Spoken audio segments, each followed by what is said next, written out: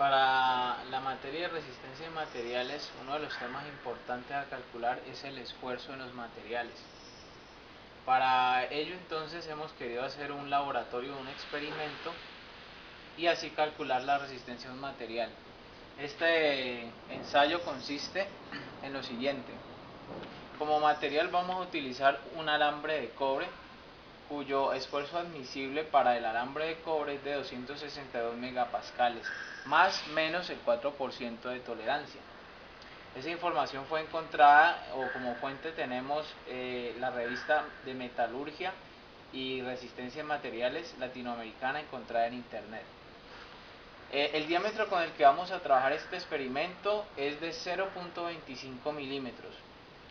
Lo hacemos con un diámetro muy pequeño porque de esa forma vamos a poder tener fuerzas o masas pequeñas en el caso de tener que llevar el experimento a algún salón o a algún aula de clase.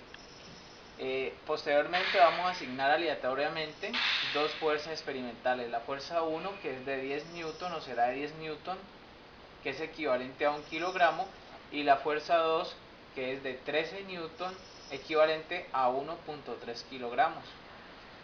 Bueno, después de esa parte vamos a considerar esta disposición en donde tenemos un montaje con un pedestal, y sobre ese pedestal está montado una polea que a su vez va a sostener el alambre de cobre de los 0.25 milímetros y va a haber suspendida una fuerza.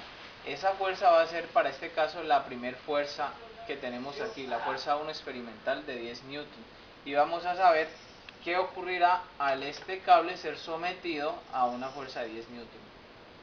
Para hacer eso tenemos que tener en cuenta que es necesario primero calcular el área de ese alambre. Por eso aquí hay un zoom, podemos decir, del alambre, y para hallar el área lo hacemos mediante esta fórmula donde A es igual a pi cuartos por el diámetro al cuadrado.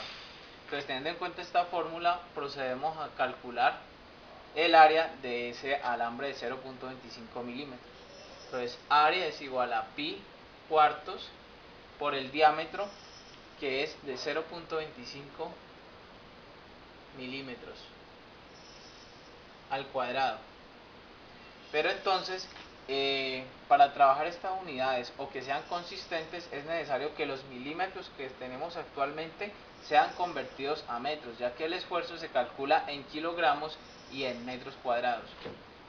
Entonces, al hacer la conversión obtenemos pi cuartos por 0.25 por 10 a la menos 3 metros al cuadrado. Aquí ya hemos hecho la conversión, ahora vamos a elevar al cuadrado.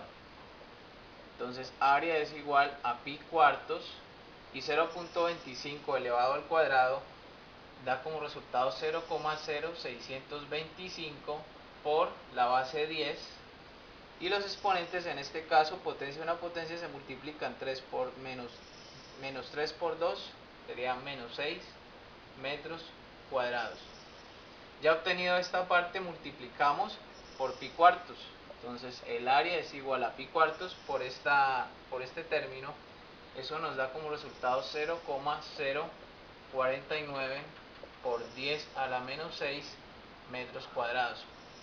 Ya obtuvimos el área de el alambre, que es de 0,049 por 10 a la menos 6 metros cuadrados. Ahora procedemos a calcular ya el esfuerzo.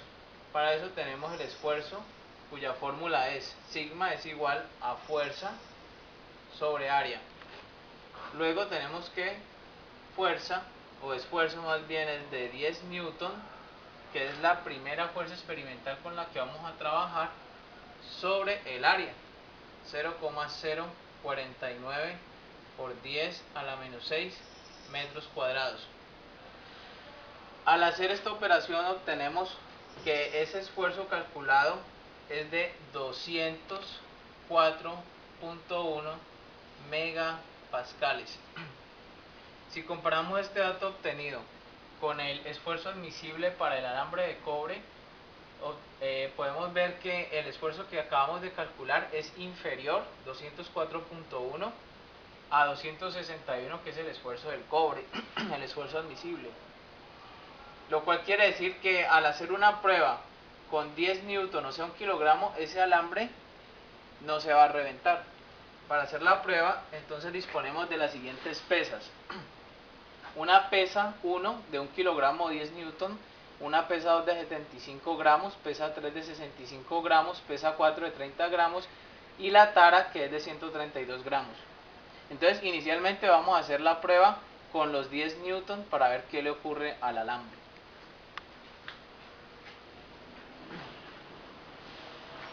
Aquí tenemos o podemos ver la disposición, que es parecida a la que colocamos en el tablero, en donde está la polea. Aquí se puede alcanzar o apreciar a ver el alambre.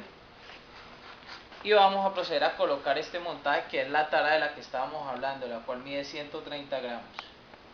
Y a ese montaje le colocamos la primera pesa o la primera masa, que es de 1 kilogramo, o sea 10 newton. Lo colocamos y efectivamente podemos ver que coincide la reacción física con lo que colocamos en el cálculo. Al aplicarle los 10 newton al cable, efectivamente no se rompe, porque su esfuerzo es de 204.1 megapascales, es inferior al esfuerzo admisible del alambre de cobre, que es de 261. Pero ahora vamos a hacer un cambio y vamos a hacer un nuevo cálculo.